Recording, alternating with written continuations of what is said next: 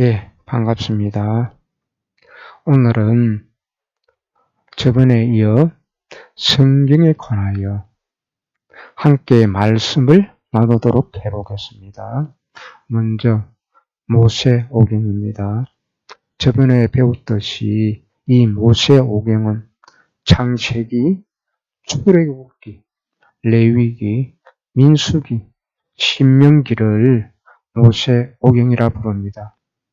이 모세오경을 주신 하나님의 목적은 원래 이 모세오경은 모든 성경의 기초입니다. 즉 그래서 다른 성경과 유기적인 관계가 있기에 이 모세오경을 잘 알아야 되기에 이렇게 먼저 모세오경을 소개해 보고자 합니다.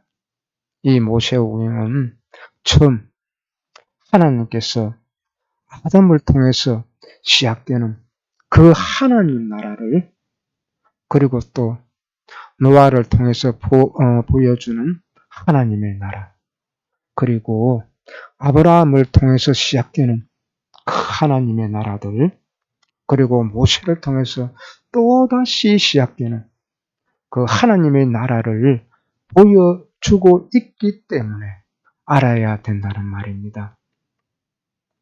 그리고 하나님의 나라는 소극적이고 부정적인 것이 아닌 역동적인 것을 보여주는 그러한 성인입니다. 이 역동성인 하나님의 나라, 아브라함을 통해서 보여주는 하나님의 나라, 그 시와 땅의 언약이 어떻게 완성되어 가는가를 보여주고 있습니다. 그래서 이 오경을 보면 하나님은 아담과 하신 아담 언약, 또 노아와 언약을 맺으신 노아 언약, 아브라함과 또 모든 족장들과 세우신 하나님과의 그 언약, 그리고 다윗 언약, 이 언약이라는 것은 개인과 맺으신 그것을 말하고 있습니다. 그래서 그들에게 구원과 축복이 주어지는 것을 우리는 보게 되는 것입니다. 그리고 시내산에서 이스라엘 백성들과 언약을 맺고, 또 모압에서 세겜에서 하나님을 또 이들과 언약을 맺으며, 그리고 여호수아서 24장에서 그 맺은 언약들이 성취되어 가는 것을 보여주고 있다라는 말입니다. 그리고 하나님은 언약을 맺으시면서 보여주시는 것이 있는데 그것이 바로 헤세드입니다.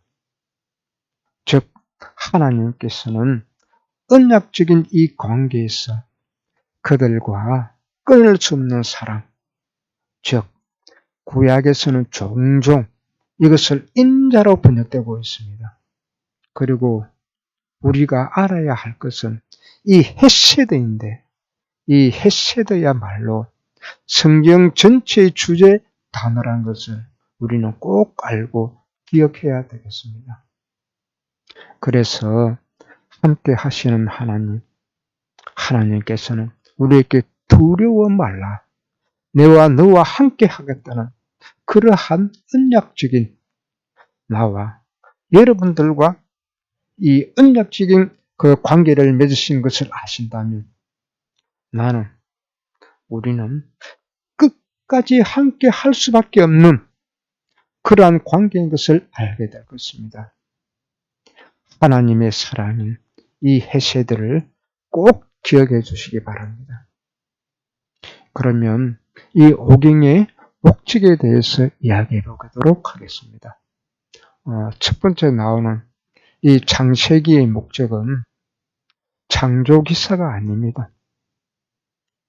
이 창세기의 목적은 언약 백성이 어떻게 형성하는 것을 보여주고 있다라는 그런 말이죠. 그래서 족장들의 삶을 통하여 하나님의 나라가 어떻게 형성되어 가고 있는 것을 보여주고 있다는 그런 뜻이죠.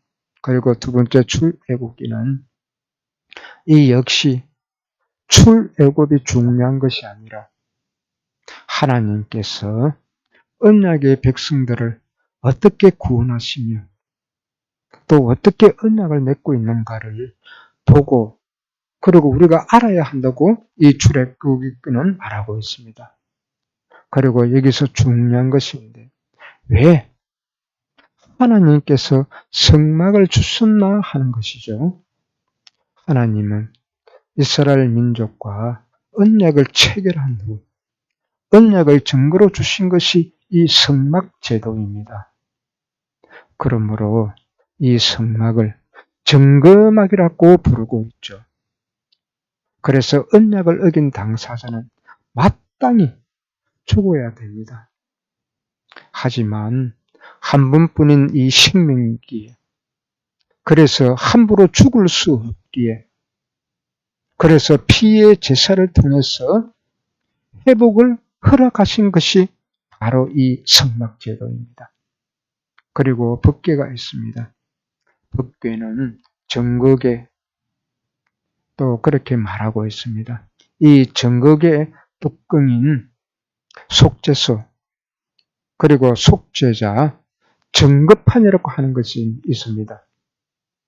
그리고 성막은 언약을 증가하는 것이기도 하지만 하나님이 이스라엘 백성들 사이에서 함께 거하시는 그러한 집이었다는 말이죠. 언약을 맺으시며 제일 먼저 하신 말씀이 하나님께서는 내가 너와 함께 하리라는 그러한 말씀이었습니다. 이와 같이 출애굽기는 하나님의 구원 역사와 언약 백성을 맺으시고 그리고 제사장 나라 삼으시고 열방을 구원하시기 위한 하나님의 계획임을 보여주는 것이 이 출애굽기의 내용입니다. 그리고 그곳은 또 동시에 사람이 하나님을 만나는 그런 장소이기도 했습니다. 다음은 레위기입니다. 레위기는 앞에 이 언약들을 유지시키고 발전시키는 그러한 구체적인 제사법을 보여주고 있습니다. 그리고 또 정금학을 중심으로 이 언약 공동체를 형성하는 그들의 그 어떠한 삶이 살아가는 삶을 어떻게 보여주고 있는 것이 바로 레위기입니다. 레위기에서 가장 많이 나오는 단어는 거룩입니다. 거룩이 무엇인지 저번 과에서 설명을 했죠. 구별되었다는 그 말이 거룩입니다. 성경 전체의 20%가 이 레위기에 집중되어 있다고 말하고 있습니다. 레위기의 주제 성구는 내가 거룩하니 너희도 거룩하라 그러한 뜻입니다. 거룩하신 하나님께 나아가는 이 세부법에 대한 기록인데 즉 이 말은 부정에서 정결로 나아가는 그 법을 보여주고 있는 것이 바로 레위기입니다. 다음 세 번째는 민수기입니다. 이 민수기는 언약 공동체가 언약의 땅을 향해 어떻게 행군해야 하는 것을 보여주고 있는 것이 바로 민수기죠. 그래서 하나님 그 나라, 하나님 나라의 시의 완성, 예수 그리스도시죠. 하나님 나라의 시를 완성을 보여주고 있고 또한 여기 민수기에서도 그 주제는 내가 거룩하니 너희도 거룩하라를 보여주는 것이 또 민수기입니다. 네 번째는 신명기서입니다. 이 신명기는 가나안 땅의 입성을 앞두고 요단 건너 모압에서 행해여진 언약입니다. 이 신명기는 장차 가나안에 들어가 세겜에서 맺을 언약에 대한 그 내용이 기록된 것이 바로 신명기입니다. 모압 언약이 있는데 모압 언약은 시내산 언약과 함께 구약 모든 성경의 기초가 된 것이 바로 모압 언약입니다. 그래서 모세 오경을 다시 한번 되새겨보면 모든 성경의 주제는 하나님 나라를 말하고 있다라는 것이죠. 그 첫 번째가 창세기인데 창세기는 하나님 나라의 시와 땅을 준비해야 되는 그러한 것이 창세기죠. 이것이 또한 족장 언약입니다.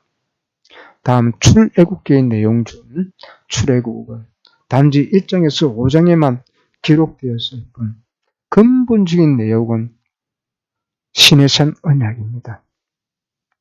이 시내산 언약은 그들을 언약 백성 삼으시려고 시내산으로 이끄신 것이며 그리고 레위기의 제사 제도는 언약 관계를 유지, 발전, 회복시키는 그러한 절차를 보여주고 있다는 그러한 말입니다.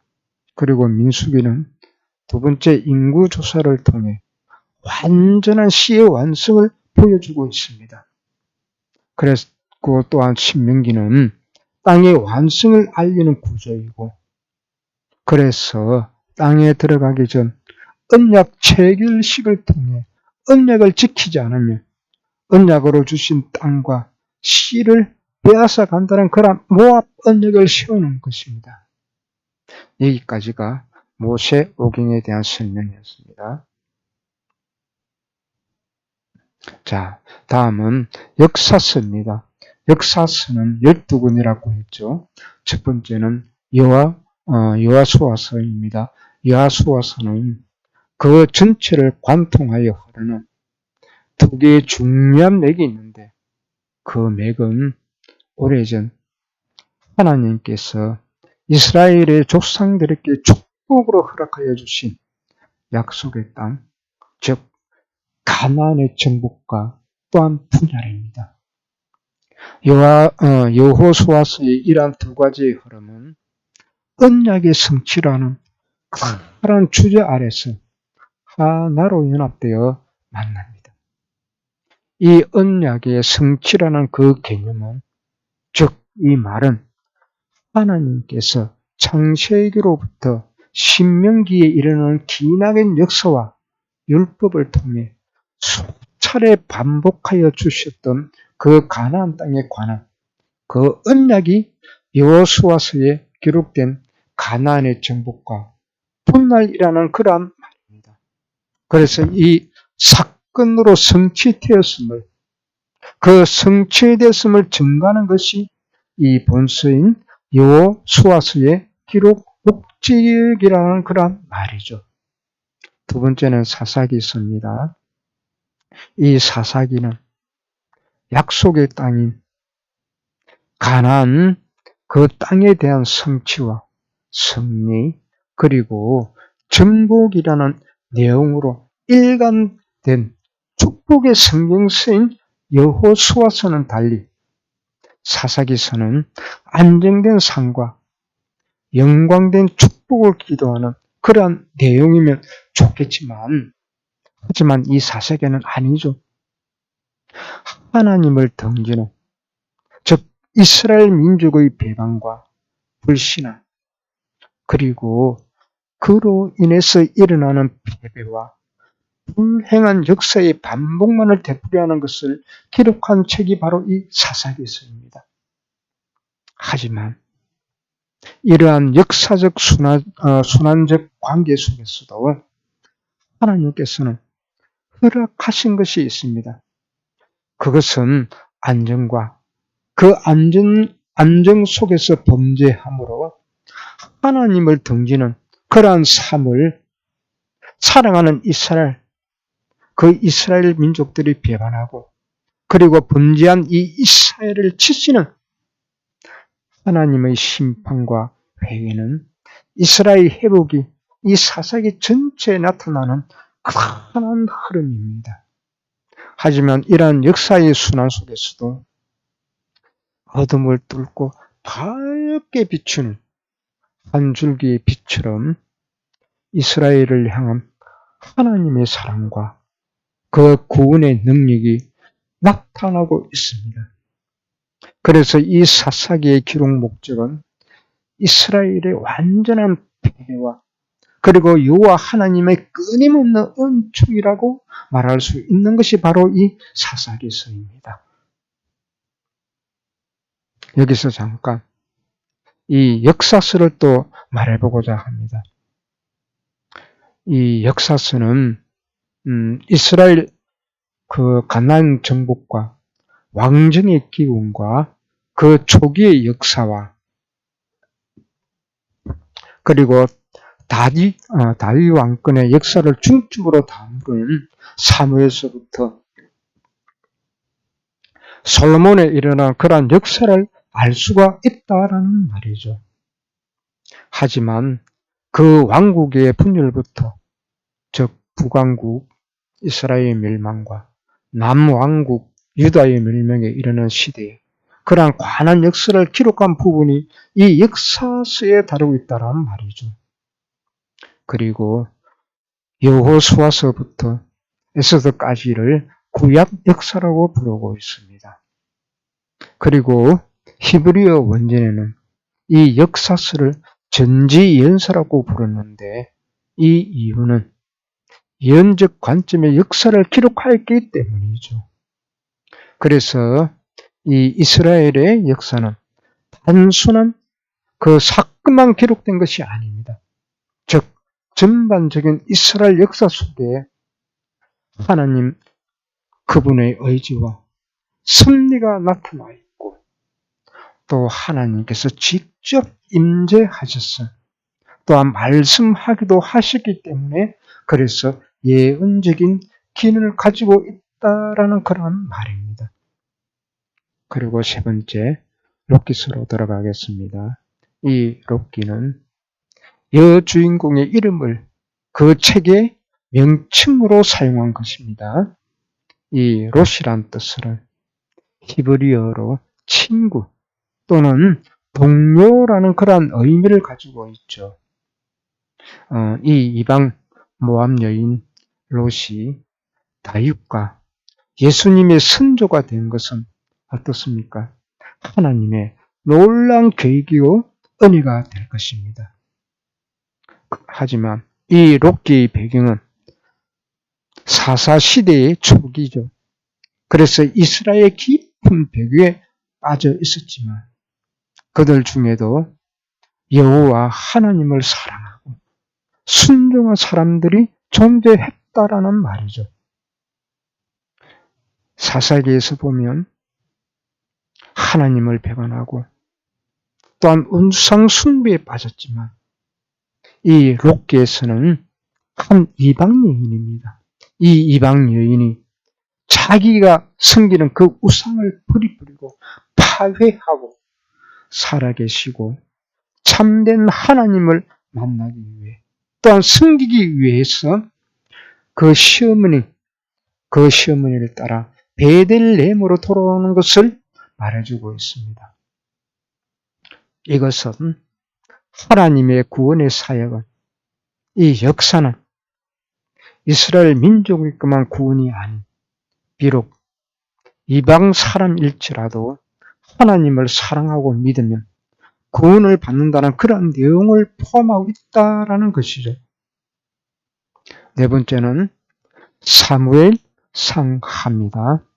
이 사무엘서는 하나님께서 이스라엘 왕정을 세우실 때 사용한 대표적인 인물이 바로 사무엘입니다.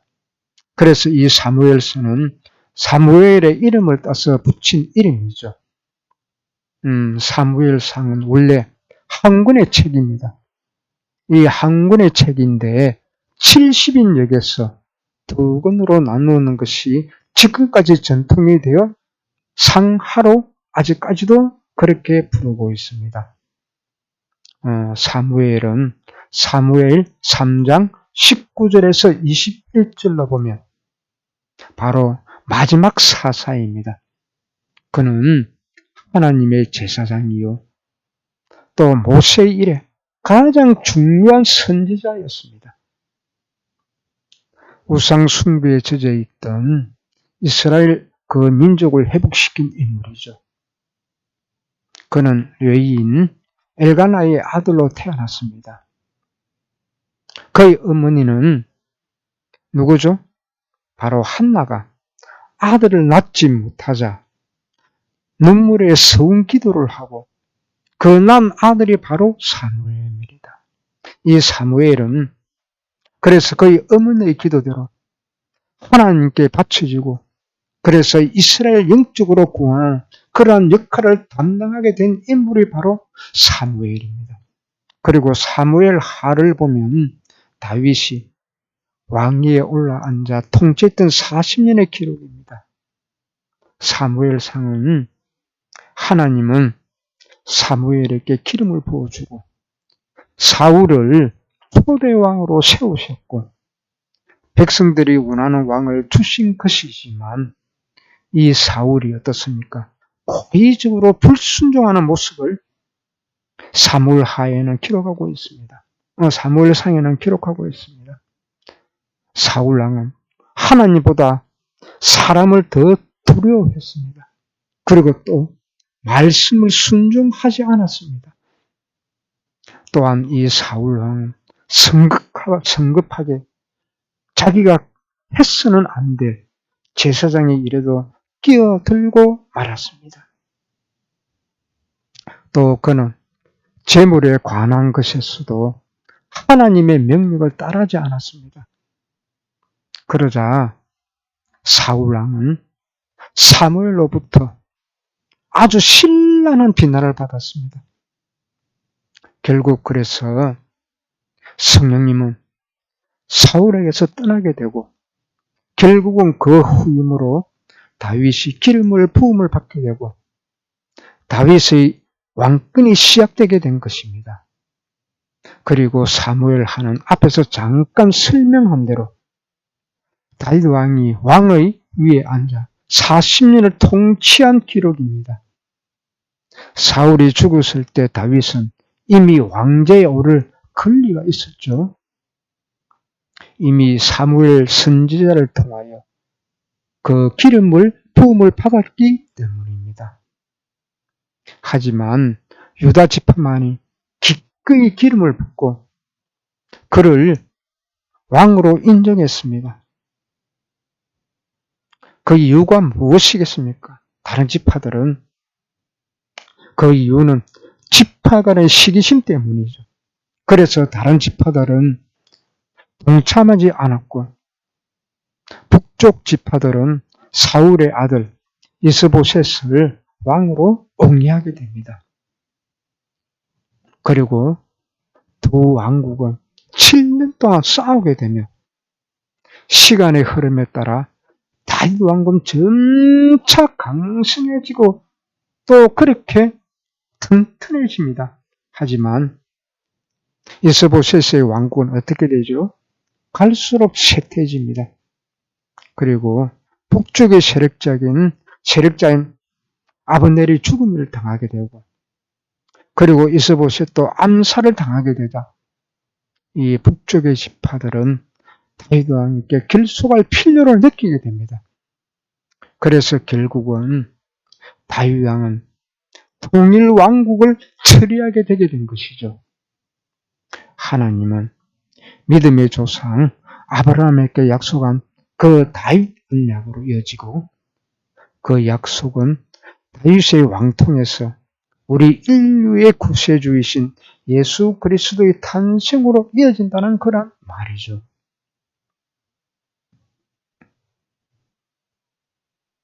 다음은 열왕기 상하입니다. 여기도 히브리 성경에는 열왕기 상하가 한 권의 책으로 되었다고 말하고 있습니다. 그리고 왕들이라는 의미의 몰라킴이란 명칭을 가지고 있죠. 우리 한글 성경은 열왕기라고 번역되고 있죠. 구약의 헬라의 번역본인 70인역에 의해 두 권으로 나누어진 것입니다. 열왕기 7장부터 솔로몬의 즉위에 대한 사건이 나옵니다. 이 문제는 정치적으로 중요한 사건입니다. 그 이유는 아도니아가 아닌 솔로몬이 후계자가 된다는 것은 아주 중요한 사건입니다. 그래서 이러한 일의 발단이 어디서 나왔겠습니까? 즉 사람의 뜻이 아닙니다. 그것은 하느님의 뜻임을 분명히 말하고자 하는 것입니다. 즉 이 말은 다윗 왕이 후계자를 선정하는 일은 하나님의 뜻 가운데서 이루어진 그러한 것이라고 말하고 있는 것이죠. 정치적인 관례로 하지만 정치적인 관례로 꼭 하자면 솔로몬보다는 그 장자인 아도니아가 후계자 되는 것이 마땅하겠죠. 그래서 이러한 문제 때문에 다윗 왕 자신도 이러한 문제를 장자권 때문에 쉽게 결정하지 못했고 또한 고심했던 것입니다.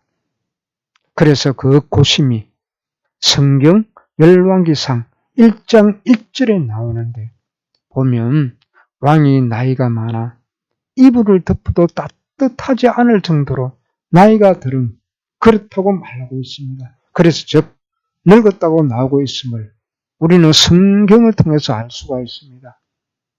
이렇게 나이가 많을 때까지 다윗이 그 후계자를 결정하지 않자 아도니아는 어떻게 했겠습니까?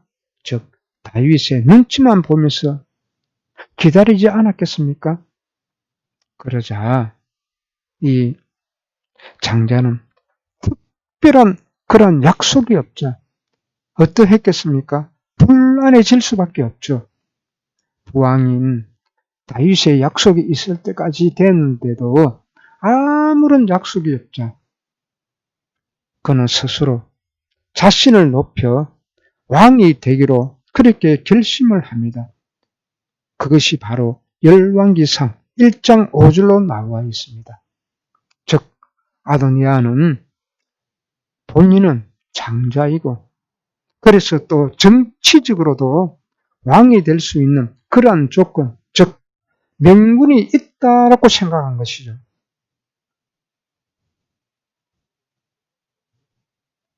그것이 또한 열왕기상 2장 15절로 나타나 있습니다. 또한 그뿐만 아니라 아도니아를 지지하는 고위 관리도 많았습니다. 또한 그는 용모도 준수했습니다. 부왕인 다윗에게도 백성들에게도 그는 많은 사랑을 받은 자였습니다. 그러니 누가 보아도 아도니아가 후계자로 적격했다는 그러한 말입니다. 하지만 어떻습니까?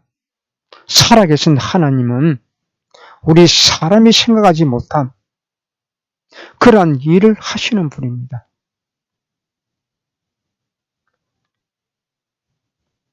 하나님은 내 생각과 우리의 생각과는 많이 다르신 분입니다. 그래서 하나님은 솔로몬을 후계왕으로 삼으셨다는 그런 말이죠. 즉 다윗 왕의 밧세바에게 한 약속을 상기시켜 솔로몬으로 하여금 왕이 되게 하신 그런 말이죠. 이 열왕기는 하늘의 왕이신 여호와께서 어떻게 이스라엘을 다스렸는지에 관한 이야기라고 우리는 알고 있고 그렇게 또한 지금 알려주고 있습니다. 열왕기에 따르면 이스라엘과 유다에는 모두 20명의 왕들이 있었습니다. 거기에 유다 왕국이 135년 더 지속이 되었다는 것은 북이스라엘이 정치적으로 매우 불안했음을 의미하며 그래서 실제로 7명의 이스라엘 왕들이 살해를 당했고 또한 반란자가 왕위에 올랐던 것 그렇게 성경은 말하고 있습니다. 이들은 나답과 엘라와 요락과 스가랴와 살룸과 부가히야 베가라고 성경은 말하고 있죠. 다음은 역대상 하입니다. 히브리어 성경에는 여기에 또 역대기상 하도 한 권이 책으로 되어 있다고 말하고 있습니다.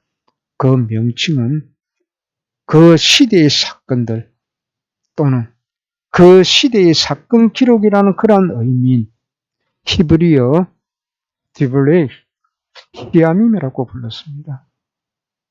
역대상하는 바벨론 포로에서 돌아온 그 이스라엘 백성들에게 본서를 통해서 신정 국가의 면모와 하나님의 언약하신 다윗 왕조의 권리와 중요성을 보여주려 한 그러한 책이 역대상하입니다.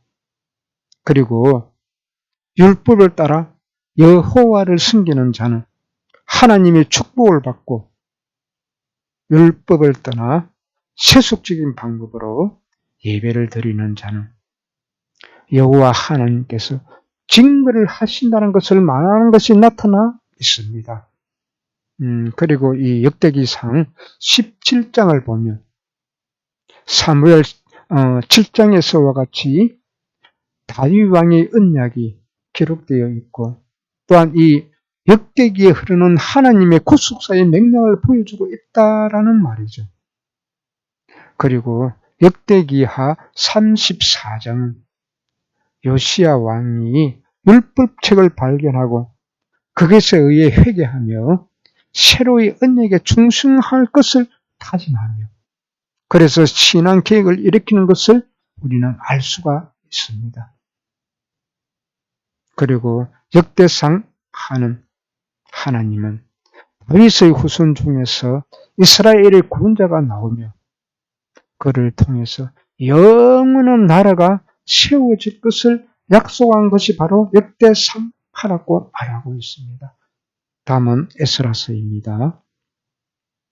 기독교와 유대교의 전승에 따르면 이 에스라와 느헤미야서는 원래 한 권의 책이었다고 말하고 있습니다.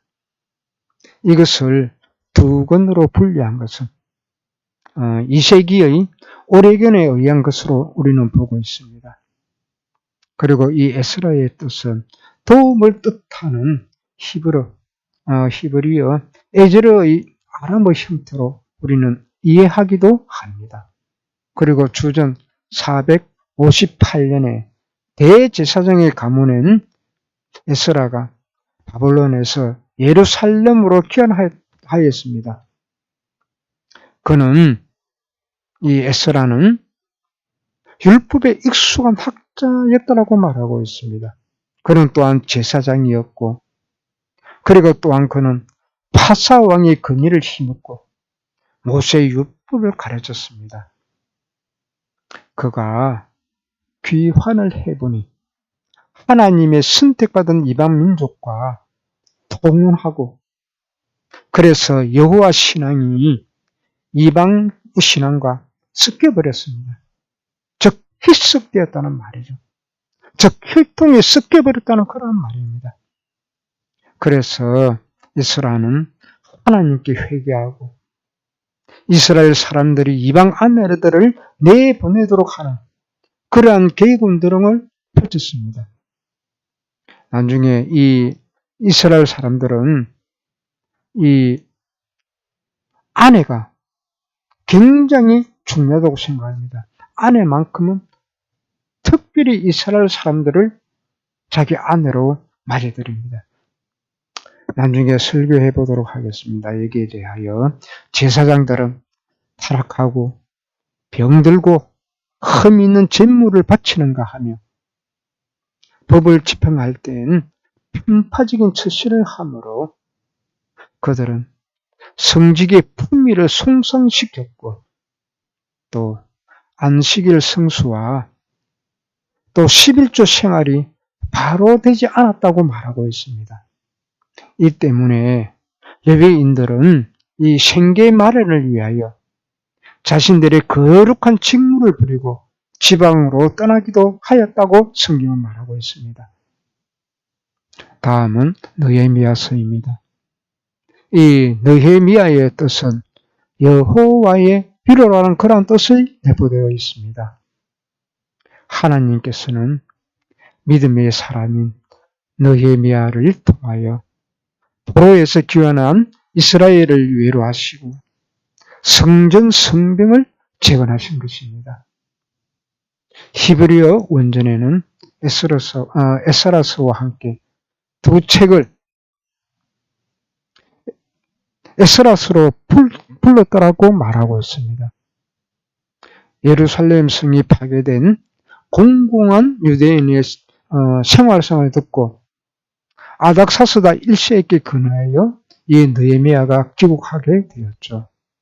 그는 예루살렘 성을 수축하고 정치적인 안정과 또한 질서를 바로잡았고 또한 에스라와 더불어 백성들의 신앙을 개혁하였고 그리고 3차 포로에서 귀환한 이스라엘 백성들이 어떻게 단합하여 성을 수축했고 또한 율법대로 신앙개혁 그 운동을 했는지를 잘 보여주고 있는 것이 이 느헤미야서라고 말하고 있습니다.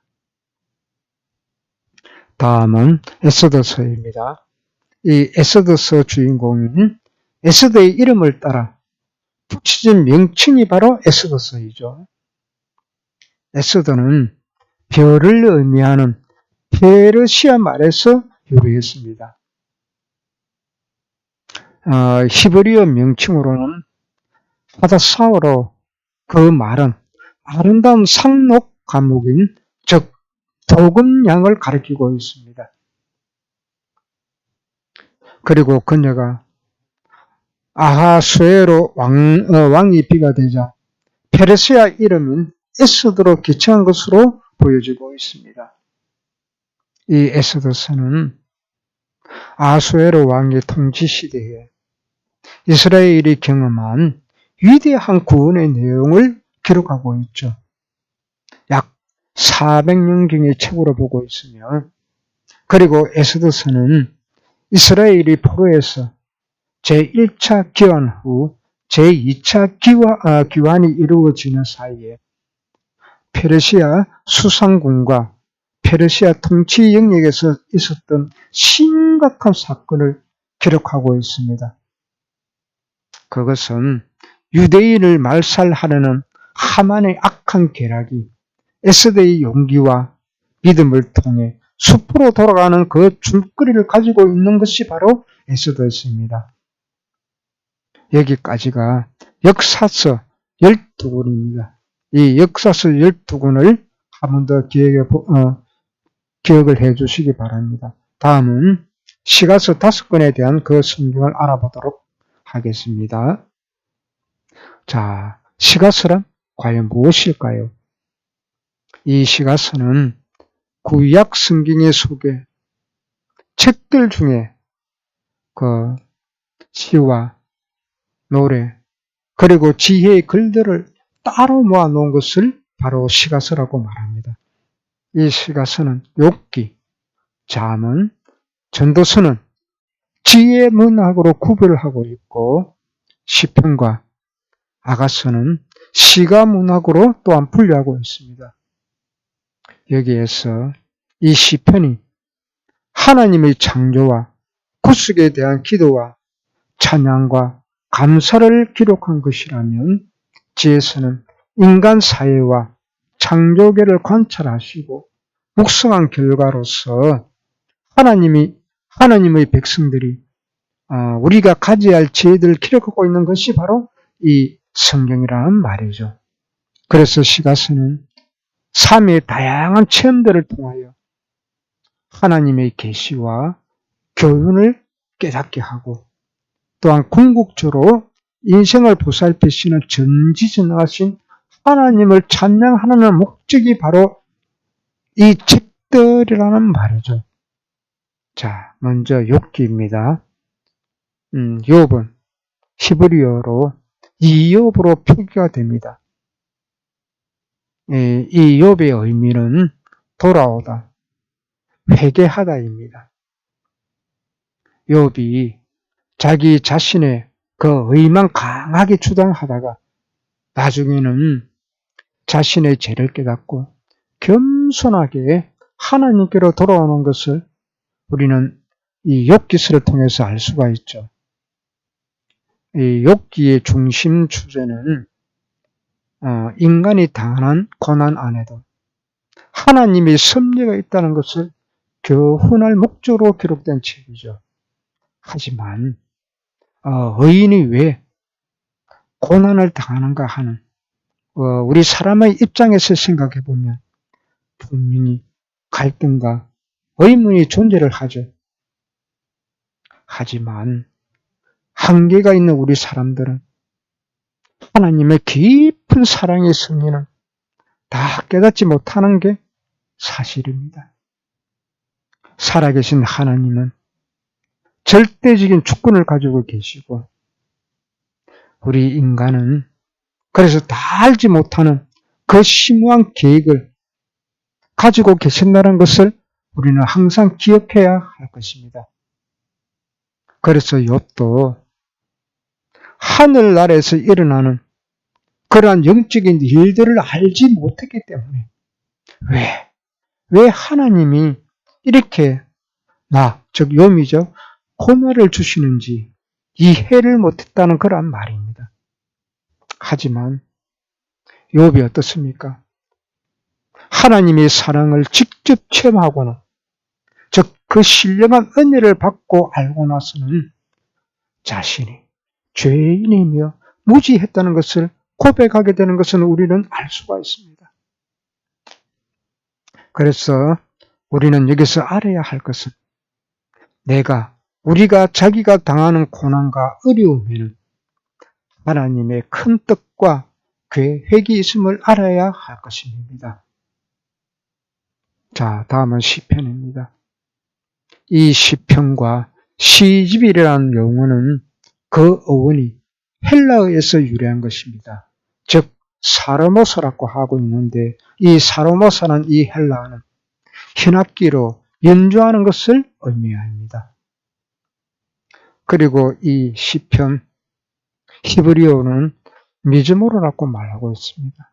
이 미즈모로는 찬양하다는 그런 말이 그 뜻이 내포되어 있습니다.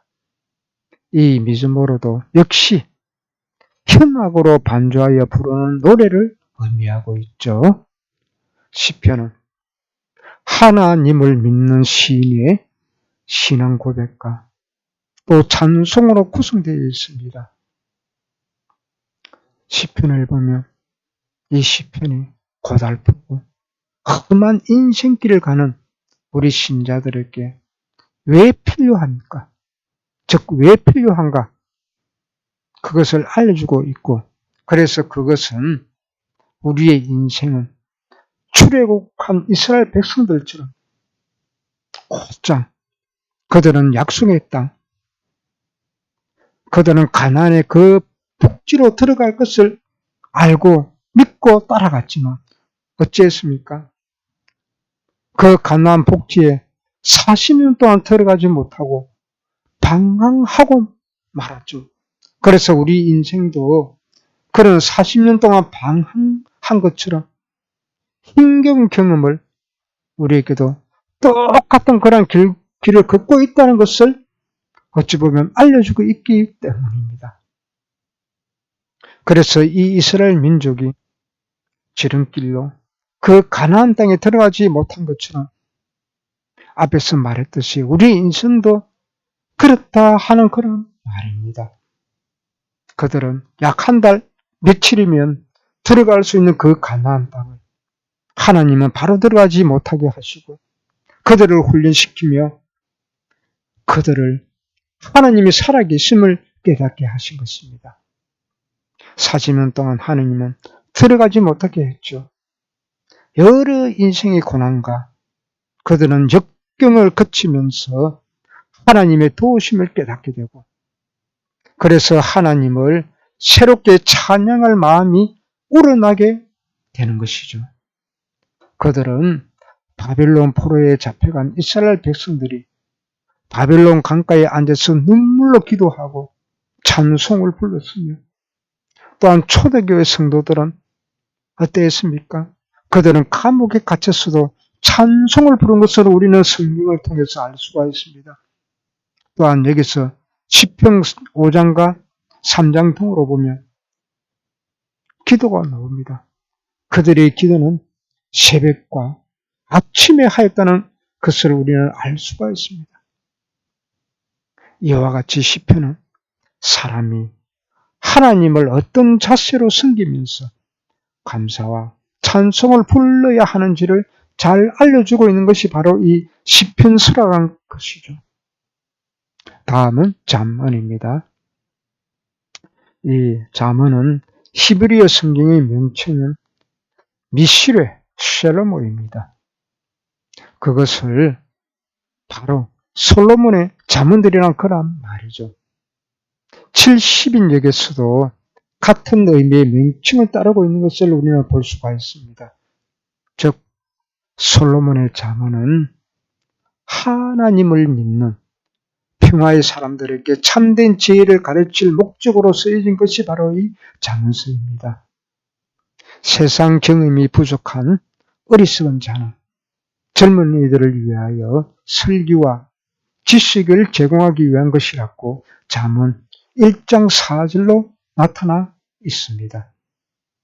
그러나 지혜는 단순히 지적인 것을 제공하는 것이 아니라 바로 여호와 하나님을 경외하도록 하는 것이죠.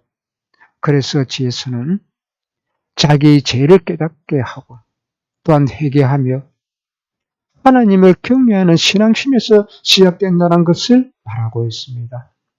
또한 여호와를 경외하는 것이 바로 지식의 근본이라고 잠언서 13절에 기록된 것이 우리는 볼 수가 있습니다. 그래서 잠언서는 바른 행실과 삶의 필수적인 태도를 가르치는 인문서로서 우리 하나님의 뜻에 합당하게 살도록 가르치는데 그 목적이 있는 성경서이죠.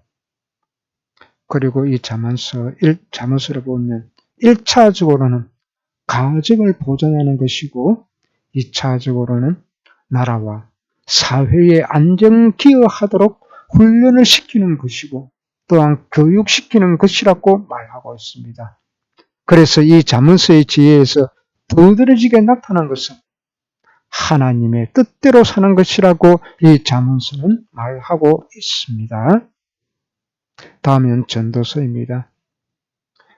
전도서의 히브리어 명칭은 코엘레드입니다.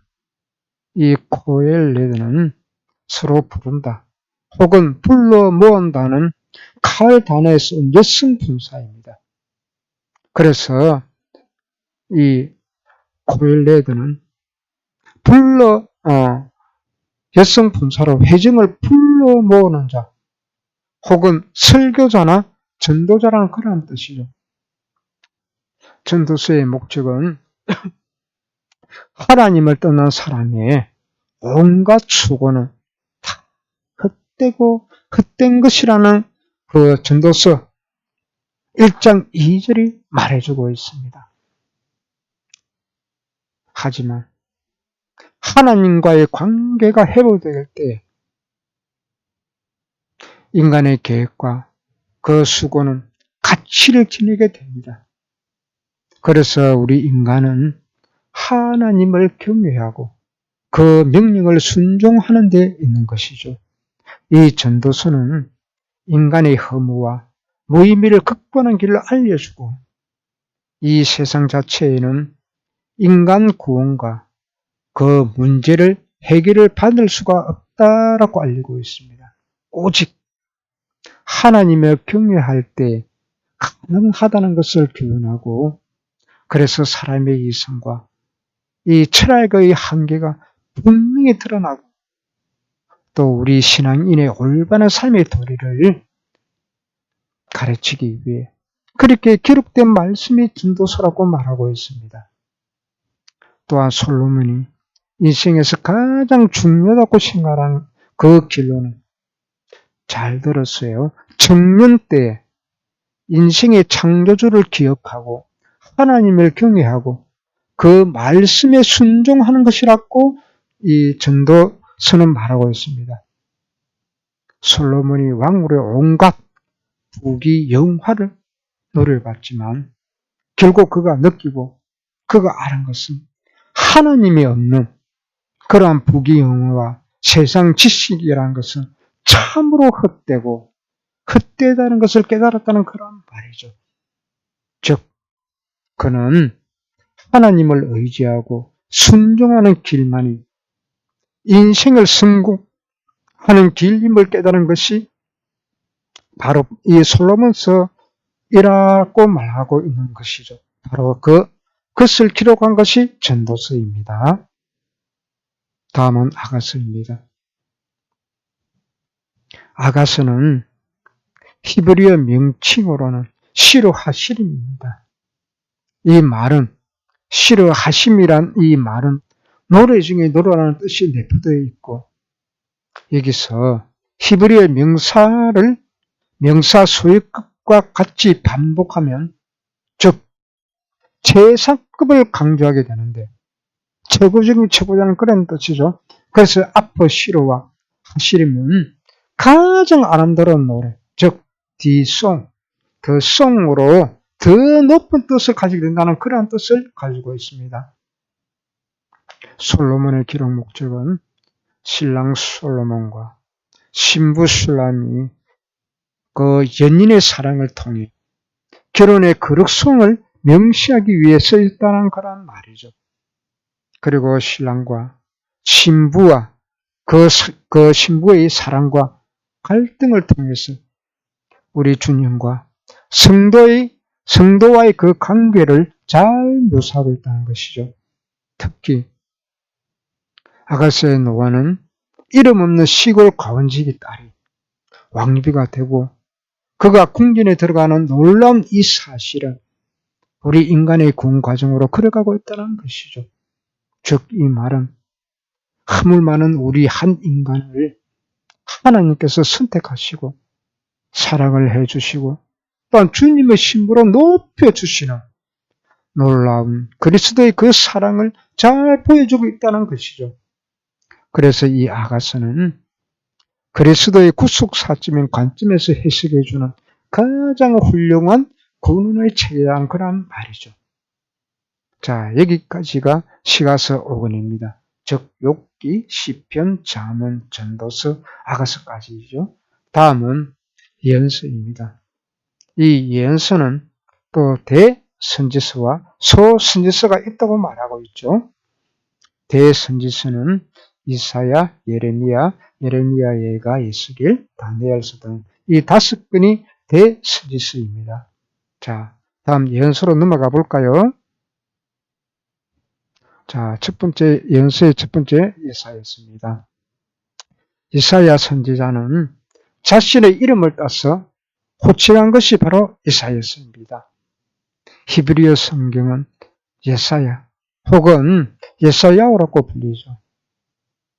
이 단어는 야사, 즉 구원하다는 말과 야후 또 혹은 야훼의 준말이죠. 야훼라는 그 단어가 합쳐진 이름으로 이 이사야 그 뜻은 야훼는 구원이시다는 그런 뜻이 내포되어 있습니다.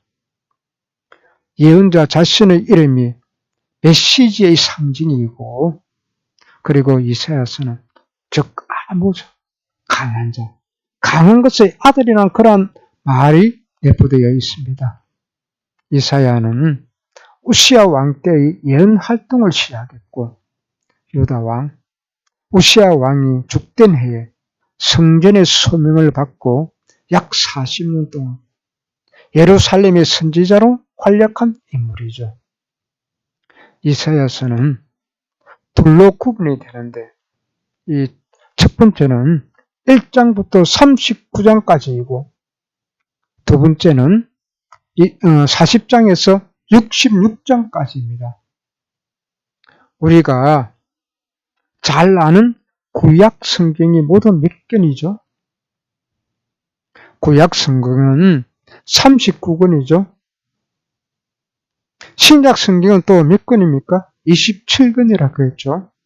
그래서 우리가 보면 구약 성경이 39권이고 신약 성경이 27권으로 되어 있죠.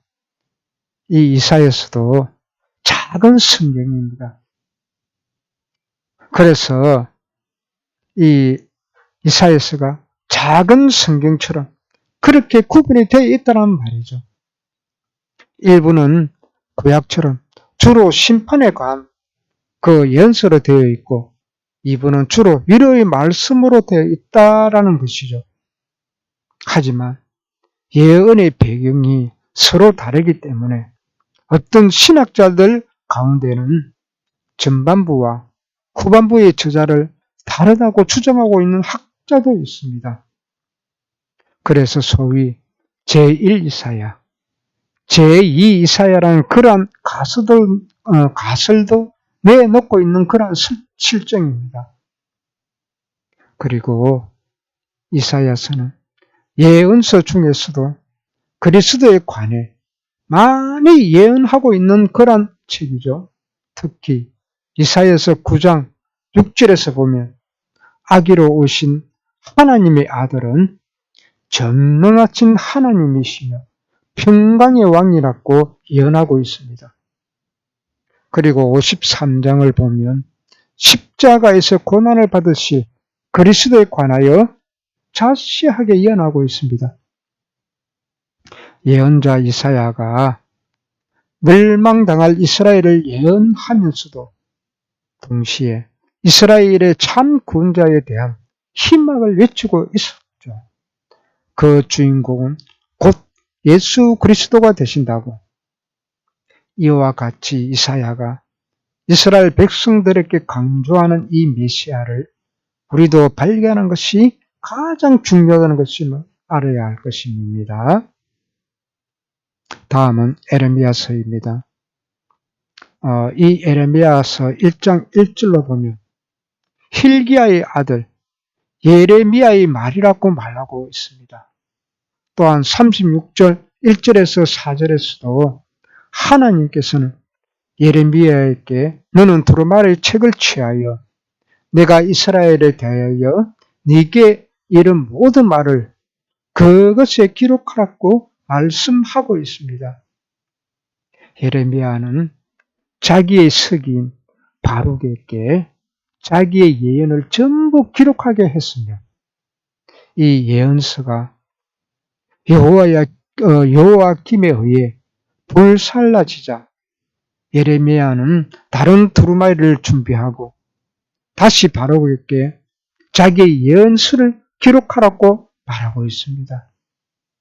이런 예레미야는 제사장 hil기야의 아들이며 또한 베냐민 땅 아다돗에서 출생하였고 그의 이름 이 예레미야의 뜻은 던지다라는 그 히브리어 라마의 동사와 야훼의 복합 명사로 이루어져 있습니다.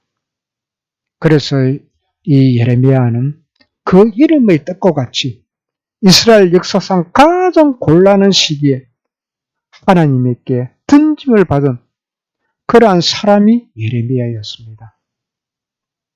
그는 결혼도 하지 못하고 자녀도 또한 없었고 그는 유다 왕 요시야 13년에 부름을 받고 약 50년간 예언 사역을 했고 그리고 바벨론에서 세운 총독 그달리아가 살해되자 그는 강제로 애굽에 끌려간 그런 사람이었죠.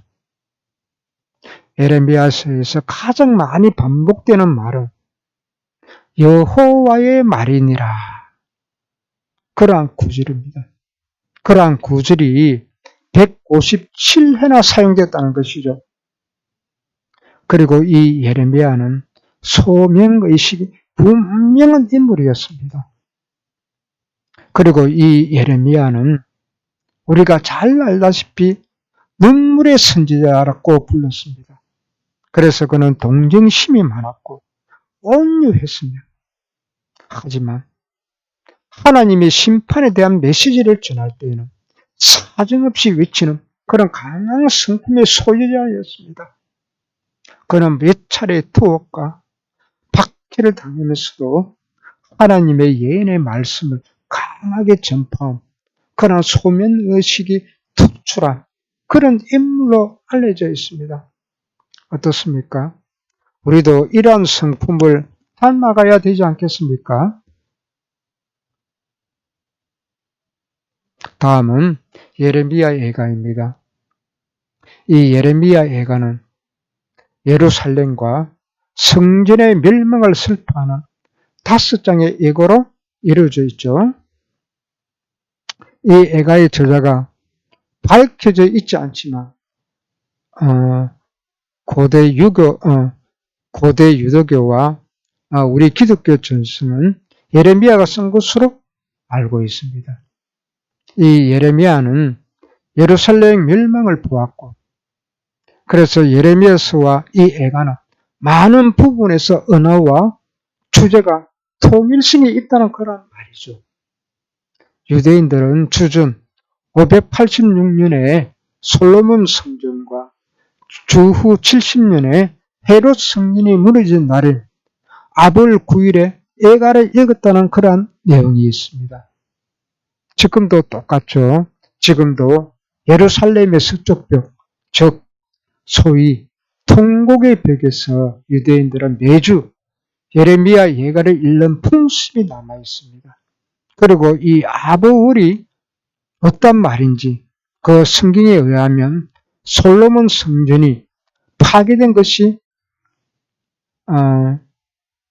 왕하 25장 8절과 또한 렘 52장 11절에 나와 있습니다. 그것은 586년 BC 5월 7일에 파괴된 것을 유대인들이 기념하는 날로 지키고 있습니다. 이것이 아볼의 9일인 것입니다. 다음은 에스겔서입니다. 이 에스겔이라는 말은 하나님은 강하게 하신다는 그런 뜻이 내포되어 있죠. 그는 예루살렘 제사장 북서의 아들이었고 에스겔 그 자신도 제사장이었다는 말이죠. 이 에스겔은 25세 되던 주전 597년 여호와긴 때 바벨론의 포로로 잡혀갔다. 5년 후에 소명을 받고 그는 22년간 선지자의 삶을 산 인물입니다. 그는 바빌론, 즉 그발 강가에 위치한 텔아비브에 거주하였고 또 포로 이후에는 본국으로부터 오는 계속적인 보고를 받고 이스라엘이 하나님의 채찍을 맞고도 회개하지 않고 계속하여 거짓과 부패의 죄악에서 벗어나지 않고 있음을 알게 되었고 또 특히 바벨론의 자폐와 시련과 역경을 당하는 자기 백성들에게 희망과 용기의 말씀을 전해준 그러한 예언자였죠. 다음은 다니엘서입니다. 다니엘은 BC 621년 요시야 왕의 종교개혁보다 조금 앞선 그러한 비명의 유다 귀족의 가정에서 출생하였습니다. 이 또한 다니엘이란 그 이름의 뜻은 하나님이 판단하신다는 그런 말입니다. 그는 의로운 사람, 즉 의가 충만한 청년이었습니다. 그리고 그는 조상의 신앙에 충성된 자로 영감이 풍부하고 현명한 히브리어 청년이었죠. 다니엘은 이방의 시련과 핍박 가운데서도 흔들리지 않는 그러한 신앙을 지켰던 순관 정신과 탁월한 용기를 지닌 그런 청년이었죠. 또한 다니엘은 예루살렘이 바벨론 왕 느부갓네살에게 정복을 당하자 수많은 포로들과 함께 바벨론으로 끌려갔지만 하지만 이 다니엘은 바벨론 포로로 잡혀간 바벨론과 페르시아에서 오히려 어땠습니까? 높임을 받고 만인이 우러러보는 그런 요직 생활을 하게 되었습니다. 그는 요직 생활을 하면서 하나님의 종으로서 일생을 보내게 됩니다. 그리고 페르시아의 고레스 왕 왕년까지 계속해서 그 왕을 섬기며 요직 생활을 또 했습니다. 그리고 느부갓네살의 꿈도 해석하기도 하며 거의 70년간을 이방 궁전에서 일한 선지자였습니다. 이 다니엘서의 주제는 하나님의 주권에 관한 것이죠. 지극히 높이신 하나님이 인간의 나라를 다스리시고 또 마지막 때에 박해를 받는 자들을 위로하시며 그 소망을 주기 위한 책이 바로 다니엘서입니다. 자, 여기까지가 대선지서들의 성경을 말하고 있었습니다. 다음은 소선지서입니다. 소선지서는 호세아, 요엘, 아모스, 오바자, 요나, 니훔, 하박국, 스바냐, 학개, 스가랴, 말라기서입니다.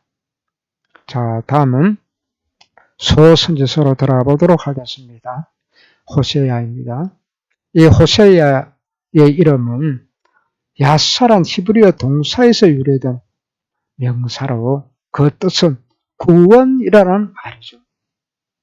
그의 아버지는 부엘이라고 말합니다. 그는 북이스라엘이 가장 번성했던 여로보암 2세때의 예언자로 소명을 받았고 북왕국이 몰락하여 멸망하는 역사적 위기의 때에 활동했던 사람입니다. 호세아는 온화하고 우수에 찬 그러한 사람이었으나 솔직하고 애정 넘치는 그런 가정적인 또한 사람이었죠. 그는 또 남유다의 예언자 예레미야 못지않게 순교적이었으며 또 장차 오실 그리스도의 그림자였다는 말입니다. 하지만 이 호세아는 엄연한 여자 디블라임의 딸 고멜과 결혼하였습니다. 하지만 고멜도 즉 그 아내도 부도덕하여 호세아 그 남편의 품을 떠나 타인에게 갔습니다. 하지만 호세아는 그녀와의 결혼 생활에 3남매의 자녀가 있었습니다. 이 3남매는 상징적인 이름을 지어주었습니다. 그래서 그 첫 아들을 이즈라엘, 이것은 아합 왕가를 진멸하면서 흘린 피를 상징하기 위하여 예후가 아합의 아들을 죽인 그 지역의 이름을 붙인 것이라고 말하고 있습니다. 그리고 딸은 로하마, 즉 이 말은 또 긍휼히 여김을 받지 못한 자라고 말하고 있습니다. 그리고 둘째 아들입니다. 이 둘째 아들의 이름은 로암, 즉 내 백성이 아니라고 이름을 지어줬다는 그런 말입니다.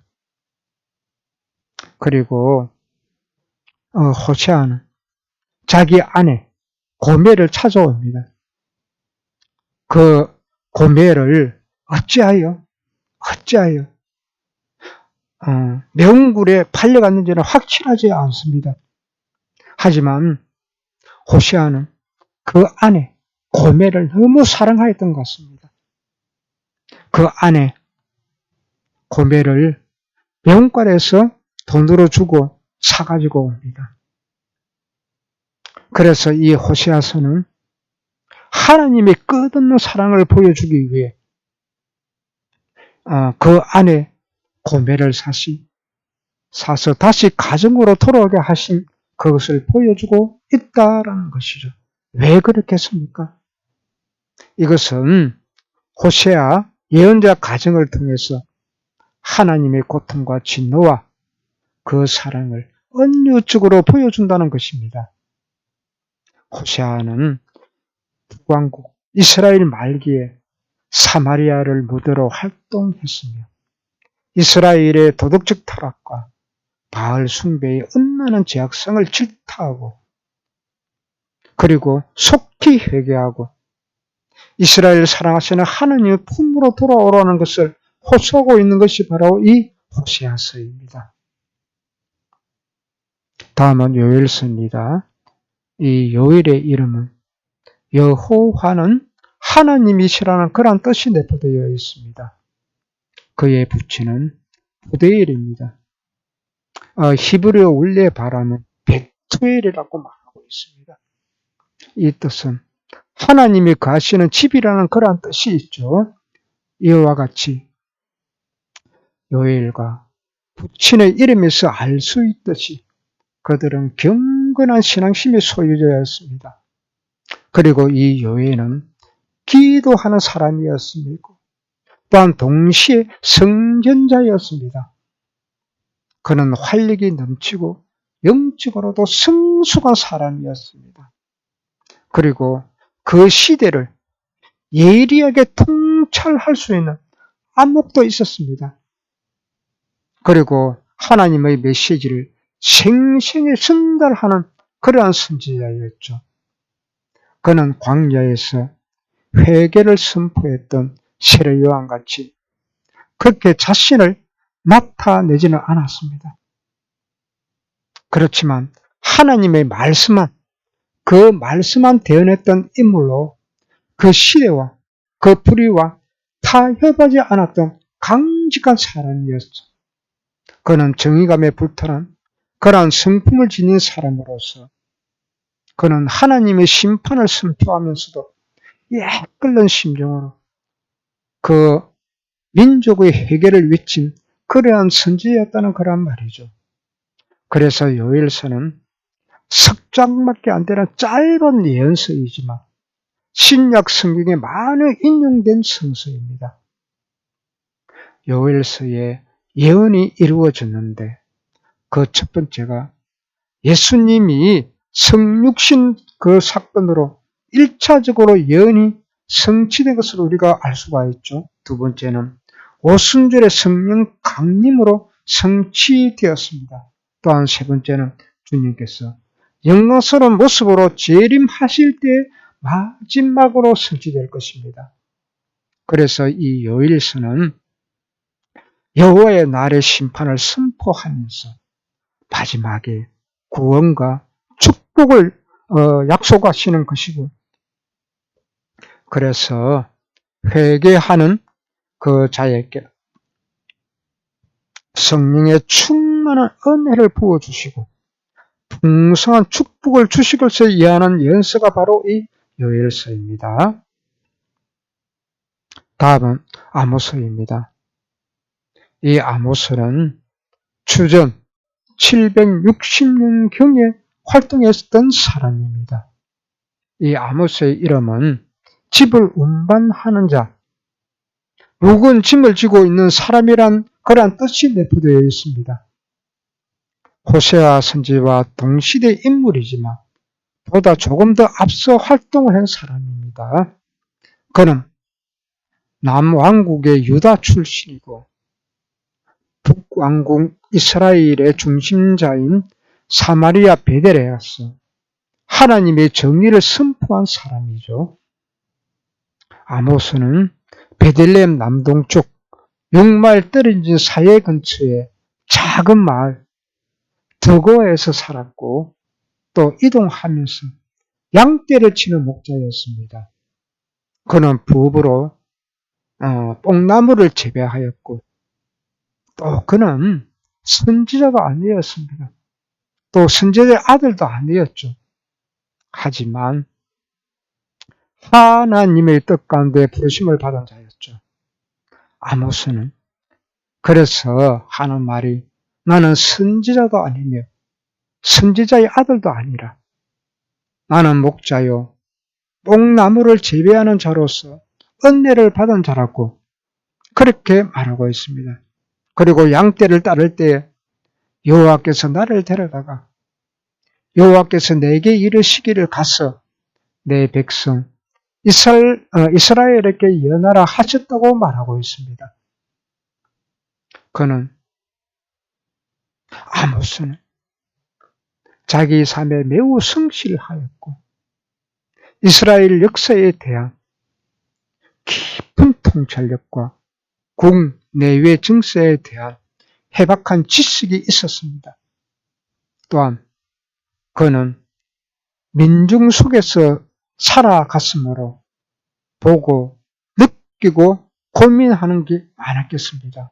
그래서 정의의 선지자로 프롤레타리아 계급에 속했던 민중의 대변자이고 하나님의 대언자였죠.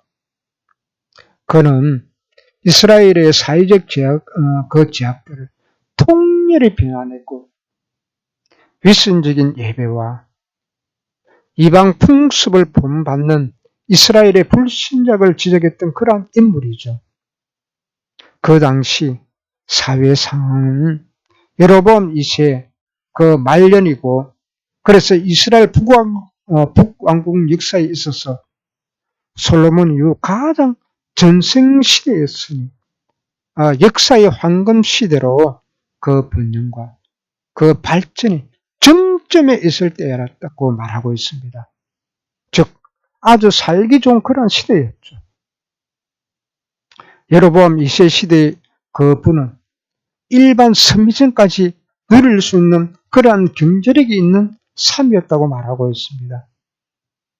그리고 정치적으로도 안정적이고 군사적으로도 힘이 막강한 시대였지만 그러나 사회와 종교는 타락했고 또한 부패했습니다. 그들은 하나님을 망각한 때였다고 말하고 있습니다. 또한 부유층들은 은을 받고 의인들을 팔고 학대했으며 뇌물을 받고 궁핍한 자를 팔며 그래서 부당한 세를 취했다고 말하고 있습니다. 그래서 그들은 모든 것이 다 갖춰졌으니 더 이상 간절한 기도를 하지도 않았고 그들은 특성적인 예배를 드렸던 그러한 시대였습니다. 그래서 이스라엘은 율법을 무시하고 여로보암이 행했던 대로 그들은 우상을 숭배하였고 또한 유다는 사회적으로도 부도덕하고 불의하였다고 말하고 있습니다. 이럴 때에 요엘은 유다를 황폐화시킨 메뚜기 재앙과 가뭄이 여호와의 크고 두려운 나의 전쟁을 말하였고 따라서 선지자 요엘은 모든 자들에게 회개할 것을 요청하였다고 말하고 있죠. 회개하고 돌이키면 하나님께서는 그 남은 자들을 구원할 것이다라고 말하고 있죠. 특히 종말의 때에 성령님의 임재가 강하게 나타날 것을 인했던 사람이 바로 이 아모스입니다. 다음은 오바다입니다. 이 오바다라는 이름은 하나님의 종, 즉 하나님을 섬기는 사람, 하나님의 예배자 등으로 번역이 되고 있죠. 이 오바다에 관하여 잘 알려진 것은 별로 없습니다.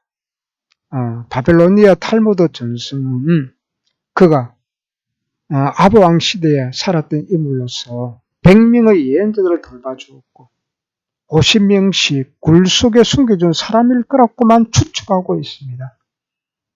오바다의 내용은 에돔족에 대한 심판에 대한 예언입니다. 이 배경은 민수기 20장 14절과 21절에 자세히 나옵니다. 즉 민수기 20장을 한번 시간에 읽어보시기 바랍니다. 그리고 이 에돔족은 본래 에스의 후손입니다. 사해 남쪽에 살고 있었고 이스라엘 민족에게 항상 가시 같은 그러한 노릇을 했습니다. 그래서 창세기 25장 25절과 창세기 36장 9절 또한 읽어보시기를 바랍니다. 여기서 이 에돔이라는 그 용어의 뜻은 불다라는 말에 어원에서 유래되었습니다. 즉 에돔 지역의 토지 또한 불거기 때문에 그 이름이 나오지 않았나 생각해 봅니다. 그리고 바벨론 기항 이후에 수많은 에돔족들이 남부 지방에 정착하였고 그 이후부터 이들을 이둠의 사람들이라고 불렀습니다. 이 에돔을 심판하는 까닭은 모세가 이스라엘 백성들을 인도하여 가나안 땅으로 들어갈 때 그때 에돔 땅을 통과할 필요가 있었습니다. 그래서 통과를 할 수 있도록 요청을 했으나 어떻습니까? 거절당하고 말았습니다. 하지만 거기다 유다가 망하게 되었을 때는 오히려 이 에돔족들은 기뻐하였고 또 다른 어떤 공경을 당할 때마다 이 에돔족들은 방관하였다는 것이죠. 그래서 이들과 항상 적대 관계에 있었고 분열왕국 시대에는 유다를 직접 공격하기도 하였던 것입니다. 다음은 요나서입니다. 예언자 이 요나의 이름에서 본 이 명칭이 바로 요나서입니다. 이 요나의 이름의 뜻은 비둘기다입니다. 그리고 이방에 평화의 복음을 전한다는 영적인 의미가 있죠. 비둘기가 평화의 뜻이죠. 요나는 북왕국 여로보암 2세 때 활동한 예언자이죠. 그리고 이 요나서는 여러 세기를 걸쳐 많은 이슬이 나타나고 있습니다. 그것은 요나가 큰 물고기 뱃속에서 어찌했죠? 3일 동안 살아 있었다는 내용 때문에, 즉 그것이 폭로나 전술로 보는 견해가 있었기 때문이죠. 그러나 이 요나서가 역사적인 사실이라는 것은 예수님께서 본서의 기사를 진실한 것으로 인용했기 때문입니다. 여기 마태복음 12장 39절에서 41절도 여러분들이 꼭 한번 읽어보시기 바랍니다. 그리고 이 요나서의 주제는 하나님의 은혜를 다루고 있습니다. 특별히 구원의 보편적 성격을 강조하고 있고 예언서임에도 불구하고 주 내용은 요나의 활동에 관한 것이죠. 이 예언서의 내용은 불과 한 구절, 즉 3장 4절 뿐입니다. 3장 4절을 볼까요? 요나가 그 성읍에 들어가서 하루 동안 다니며 외쳐 이르되 40일이 지나면 느느웨가 무너지리라 하였더니. 그리고 이 요나서의 구조는 1, 2장에서는 요나의 선교적 사명과 불순종이 나옵니다. 그리고 3, 4장에서는 요나의 갱신된 사명과 그 결과를 다루고 있죠. 하나님께서는 요나에게 느느웨로 가서 아수르의 멸망이 가까워왔음을 예언하라고 하였을 때 이 요나는 의외로 거절을 하였습니다. 왜? 무엇 때문에? 도대체 이 요나는 하나님의 명령을 거부한 중요한 이유가 무엇이겠습니까? 그 이유가 첫 번째는 편협한 민족주의 때문입니다. 사실 아수르는 북왕국, 이 이스라엘을 멸망시킨 나라이죠. 이 북방의 아수르는 늘 이스라엘의 위협적인 존재입니다. 그래서 요나는 자기 민족의 원수인 아수르가 회개하고 돌아오기를 원치 않았던 것이죠. 그리고 두 번째는 적대국에 가서 예언하는 것은 어찌했겠습니까? 큰 위험이 따르지 않았겠습니까? 그것도 좋은 말도 아닌 멸망에 관한 경고의 메시지를 전하는 것은 어찌 보면 그 목숨을 버려야 할지도 모르는 일이 아니겠습니까? 그렇죠. 그리고 세 번째는 해외에 나가 있는 동안에 국내에서 자기의 기득권을 상실할 수도 있기 때문입니다. 그래서 어떻습니까? 이와 같이 이러한 이유로 요나는 하나님 여호와의 낯을 피하여 어디로 갔죠? 다시스로 가는 그 배에 올라탔던 것입니다. 하지만 어떻습니까? 큰 풍랑을 만나게 되죠. 하나님은 요나를 불하기 위하여 어떻습니까? 풍랑을 만들었습니다. 이것은 어찌 보면 자연현상 같지만 이 큰 대풍은 하나님의 섭리 가운데 있다는 것을 말하는 것이죠. 하지만 이 큰 풍랑을 만나자 위급함을 느낀 이 배의 선장은 이 큰 풍랑, 대풍의 원인이 누구에게 왔는지를 알기 위해 제비뽑기를 합니다. 제비뽑기에 누가 뽑히게 되죠? 요나가 뽑히게 되고, 그래서 결국 요나는 이 재앙의 원인이 본인인 것을 설명하고 그 본인 요나를 바다에 던지라고 말합니다. 그리고 요나는 바다에 빠지죠. 하지만 하나님께서는 바다에 빠진 요나를 큰 물고기가 삼키게 되고 하고 하나님의 은혜로 그는 살아나게 됩니다. 요나는 물고기 뱃속에서 죽음과 공포 속에 살아나는 것을 하나님께 회개와 감사의 기도를 드리게 되고 하나님은 물고기에게 명령하여 요나를 토하게 하셨고 요나는 자신의 사명을 위해 살게 되는 것이죠. 이것이 바로 또한 요나서의 내용입니다. 다음은 미가서입니다. 미가의 이름은 미가이며 미가의 축약형을 띠고 있습니다. 이 미가의 뜻은 누구라는 뜻인 미와 또 그 같은 의미를 지닌 카와 또 야의 준말인 야가 결합된 말로 즉 누가 야외와 같은가라는 그러한 의미를 지니고 있습니다. 미가는 북왕국에서 예언자 아모스와 호시아가 활동하던 시대에 또 남유다에서는 본인인 미가와 이사야가 활동하던 그러한 시대였습니다. 이사야가 예루살렘에서 왕과 가까이 접촉하면서 활동하던 도심 중심의 예언자였다면 이 미가는 예루살렘에서 약 40km 떨어진 작은 마을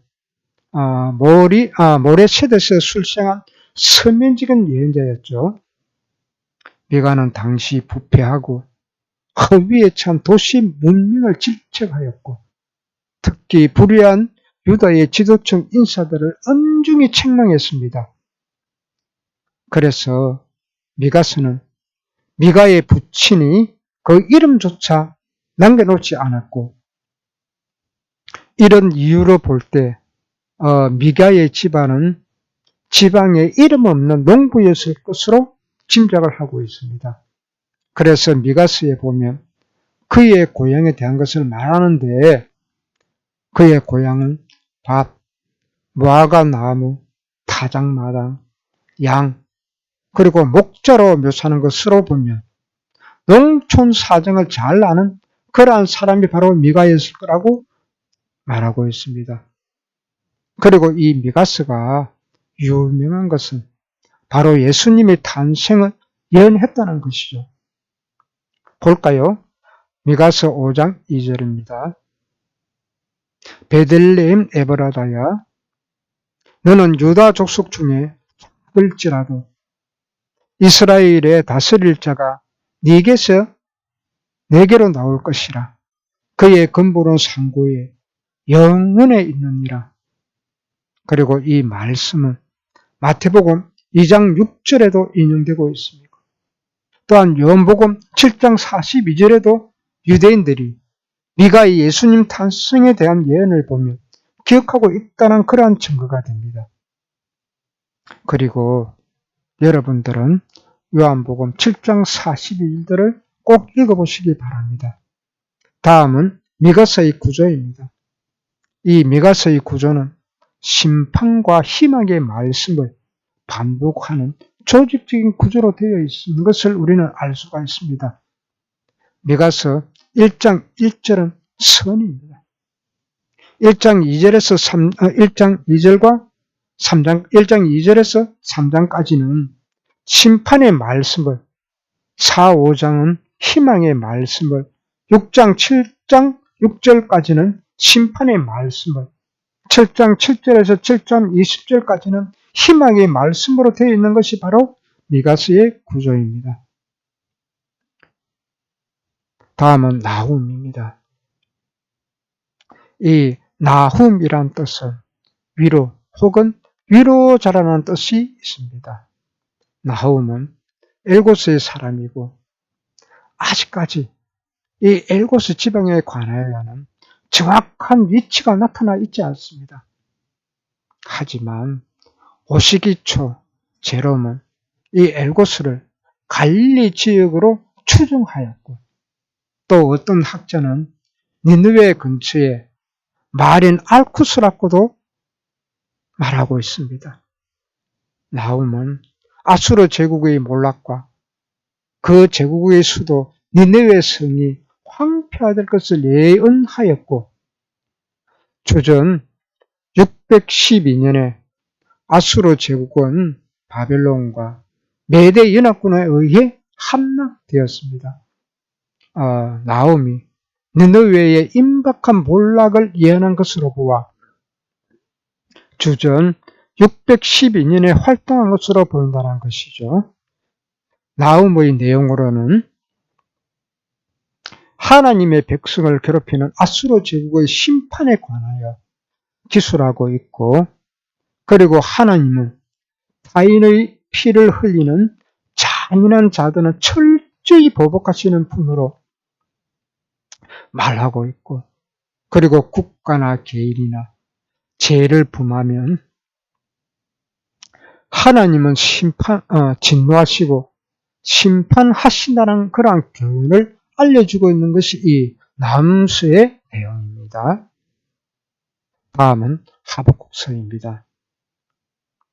이 하박국서를 보면 하박국서 1장 1절에 선지자 하박국의 묵시라고 기록된 것이 이 예언자에 관한 소개가 전부입니다.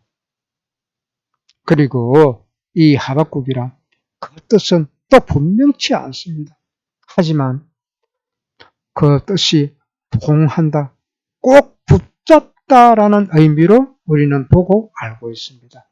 그는 예루살렘 성전을 중심으로 예언 활동을 하였고 성전에서 환상을 보았으며 그 받은 교훈을 선포하였고 또한 그 내용을 판에 기록했던 선지자입니다. 그리고 하박국을 제2, 즉 예언자, 즉 제사를 드릴 때 하나님을 만나는 그러한 자로 보았습니다.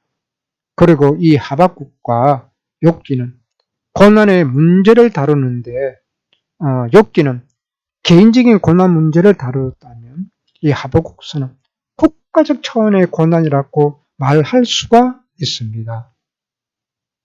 불의와 폭력이 난무하던 그 고난의 상황을 학자들은 유다왕 여호야김 때로 보며 여호야김은 종교개혁을 일으켰던 의로운 요시야 왕의 처남으로 그 부친과는 대조적인 인물이죠.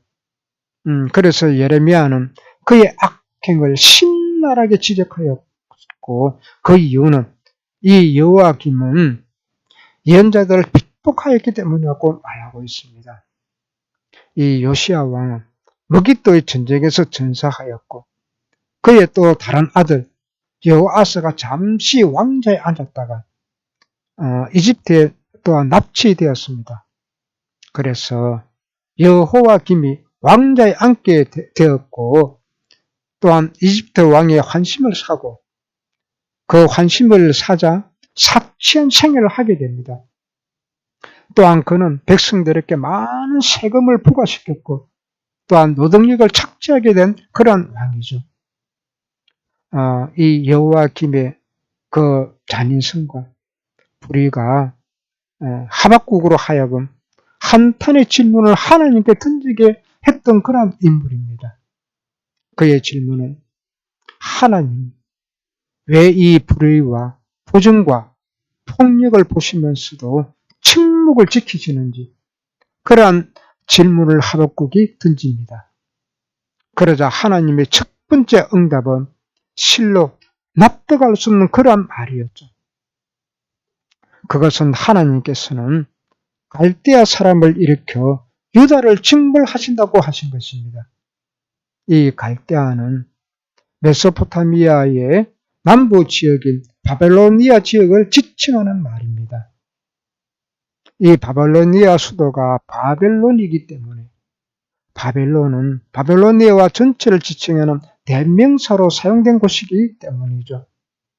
또한 이 바벨론은 주전 612년에 메대와 연합하여 아수르 제국의 수도 니느웨를 함락시켰고, 또한 그 기세를 몰아 주전 605년에는 갈거미스 전투에서 이집트와 싸워서 승리하는 그런 나라였죠. 그리고 주전 605년에는 유다를 침략하여 유다인들을 포로로 잡아가고 598년과 580년에는 2차, 3차 포로를 잡아가게 되고, 그리고 이 바빌론은 무지개 패권자로서 그 자리를 굳히게 되었다는 말입니다. 그래서 이 불의하고 이 교만한 바빌론을 이스라엘의 징벌의 도구로 쓰신다는 것을 하박국은 도저히 이해를 하기가 어려웠던 그러한 말이죠. 그래서 이 하박국 다시 하나님께서는 또 묻습니다. 왜 불의하고 잔인한 바벨론을 가만히 보고 계시는지 그 재차 질문을 하게 되죠. 그러자 하나님께서는 정한 때에 바벨론을 징벌하실 것이라고 말씀하시는 장면이 바로 하박국 2장 3, 4절입니다. 이 하박국 2장 3, 4절도 꼭 읽어보시기 바랍니다. 그리고 이 말씀을 들은 하박국의 생각은 어떠했을까요? 우리가 만약 하박국같이 하나님께 이런 질문을 하였고 이런 답을 받았으면 어떤 생각을 했을까요? 하나님의 이 말씀은 지금 우리 현실 상황에서는 하나님께서는 침묵하시는 것처럼 그렇게 보이지 않았겠습니까? 하지만 하나님께서는 침묵하시는 하나님이 절대 아니십니다. 의인이 믿음 가운데 살아가면 반드시 바벨론이 무너질 때가 올 것이라고 하신 그러한 말씀입니다. 그래서 궁극적으로는 모든 불의한 세력과 악한 자들에게는 종말의 날이 분명히 올 것이라고 말씀하셨다는 그런 것이죠. 그리고 하나님은 하박국 2장 5장 20절에 보면 하나님은 징벌하실 5종류의 불의한 세력을 언급하고 있습니다. 이 악의 존재에 관하여 두려워하던 하박국이 궁극적으로 모든 악한 세력을 심판하신다는 하나님의 말씀을 듣게 되죠. 그리고는 마지막 3장에서는 새로운 용기를 얻어 하나님께 감사와 찬양을 드리게 되는 그러한 내용이 하박국서입니다. 그리고 하박국서 2장 5절부터 20절까지도 꼭 읽어보시기를 바랍니다. 다음은 스바냐입니다. 이 스바냐는 황종의 혈통입니다. 그리고 이 스바냐서는 종말의 날에 관해서 많이 나오죠. 이 스바냐는 1장 1절에 소개하는 것 같이 유다왕 요시야 시대의 활동이었습니다. 이 스바냐는 히스기야의 현손입니다. 아마랴의 정손이고요. 그다라의 손자이며 또한 구시의 아들입니다. 이 스바냐의 그 이름의 뜻은 야훼, 하나님께서 그를 감춘다 혹은 야훼께서 보호하는 그러한 자라는 뜻이 있습니다. 아마도 스바냐는 므낫세 왕이 우상 숭배를 위해 많은 아이들을 죽일 당시에 태어나서 여호와의 보호를 받았을 것이라고 추측합니다. 그리고 이 스바냐서는 무엇보다도 종말에 관한 내용이 잘 나타나 있습니다. 그는 주의 날에 관하여 조직적으로 말하고 있고 그 날은 가깝게는 바빌론에 의한 유다 멸망의 날이고 멀리는 주님의 재림의 날을 말하고 있습니다.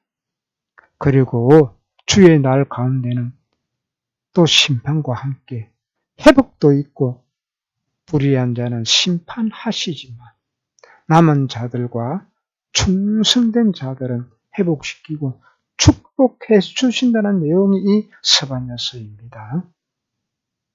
다음은 스가랴서입니다. 이 스가랴라는 그 뜻은 하는 야훼께서 기억하신다는 그런 뜻이 있습니다. 스가랴는 학계와 동시대에 활동하였고 그는 이또의 손자로 밝혀져 있습니다. 이또는 바벨론 포로에서부터 유다로 귀환한 제사장 가문의 우두머리죠. 그래서 스가랴는 제사장 가문의 출신인 동시에 그 가문의 족장이기도 한 것이죠. 그가 처음 환상을 보고 예언 활동을 시작한 것은 BC 520년경으로 학계보다 약 2개월 정도 늦게 나타났습니다. 그래서 스가랴는 학계의 임무를 도우려고 대기하였다가 나타난 그런 예언자이며 그는 학계만큼 성전 재건에 열심을 내지는 않았지만 하지만 도덕적 계획에서는 그보다 더 관심이 많았던 사람입니다. 포로에서 돌아온 자들에게 성결한 생활을 요구해왔던 사람이죠. 또 학계가 실제적인 활동가였다면 스가랴는 이상주의적, 즉 꿈으로 가득 찬 그러한 사람이고 확자적인 그러한 인물이었던 것입니다. 스가랴서를 보면 1장에서 6장까지는 8가지의 환상이 나오고 있고 그 첫 번째가 화석류 나무 사이에 선 홍마를 탄 사람입니다. 여기 지금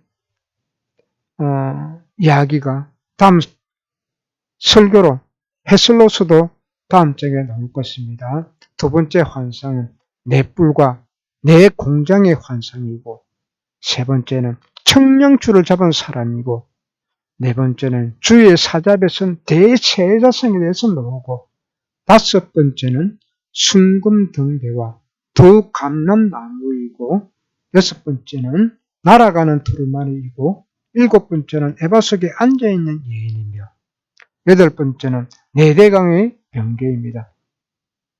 여기서 첫 번째의 환상은 하나님께서 이스라엘 다시 회복시키는 것이고 두 번째의 환상 중에 네 뿔은 유다를 밟아서 뿔뿔이 흩어지게 하는 이방 나라들입니다. 그리고 네 공장은 이방 나라들의 뿔을 끄끄려 꼬는 사람들을 말하고 있습니다. 세 번째의 환상의 풀이는 이들은 예루살렘을 측정하기 위한 그러한 사람들로서 완전히 재건될 것을 상징적으로 보여주는 것이고 그리고 이 네 번째의 환상의 답은 해석은 그의 옷을 벗기고 그의 죄과를 제하고 아름다운 옷을 입히는 그런 환상입니다. 이것은 이스라엘 남은 자의 죄를 용서하신다는 그러한 뜻이 내포되어 있죠.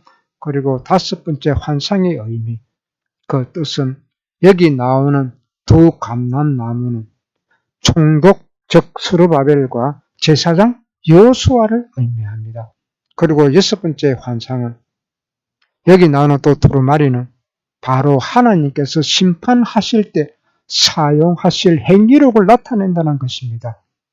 그리고 일곱 번째 환상의 그 내용은 여기 에바가 나오는데 이 에바는 곡식을 넣어두는 36.44리터 크기의 그 그릇을 말하고 있습니다. 이 그릇은 유대인들이 사용하는 가장 큰 그릇입니다. 이것은 이스라엘이 계속 범죄할 경우에 큰 징계가 있을 것을 미리 경고한다는 것이죠. 그리고 8번째 그 환상의 내용은 4대의 병거이죠. 이것은 여기 나오는 4 병거는 하늘의 4개의 바람입니다. 4 바람이죠. 이들은 하나님의 심판을 집행하는 자들인데 그 심판하는 그것을 여러 다양한 면으로 보여주고 있다는 그런 말입니다. 다음은 말라기서입니다. 말라기서는 구약 예언 역사의 마지막으로 활동한 예언자이며 이 말라기의 이름의 뜻은 나의 사자라는 그러한 뜻을 가지고 있습니다. 말라기는 예루살렘의 남은 자들에게 보내진 마지막 선지자였죠. 전승에 따르면 그는 느헤미야가 조직한 대회당의 일원이었다고 전해지고 있습니다.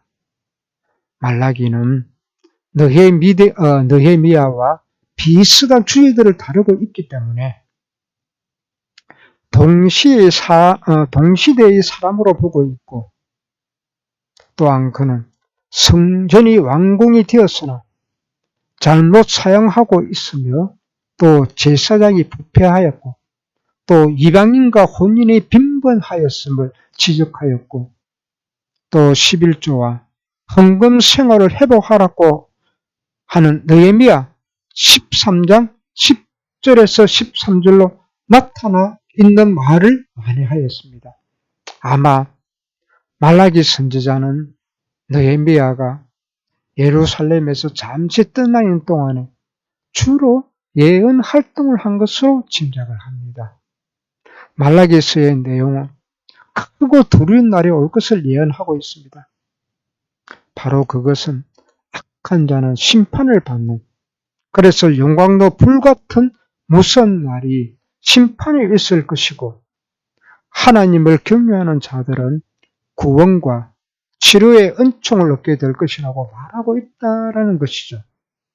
그리고 말라기는 3대 제약에 대하여 회개하라고 말하고 있는데 그 첫째 제약은 제사장들이 백성들에게 율법을 바로 가르치지 못한 것과 성전 제사의식을 무시한 죄를 말하고 있습니다. 두 번째는 이방 여인들과의 결혼인데 이방 신을 숭배하는 여인들로 말미암아 이스라엘의 성결을 무너뜨리고 경건한 자손을 잊지 못한 죄를 말하고 있습니다.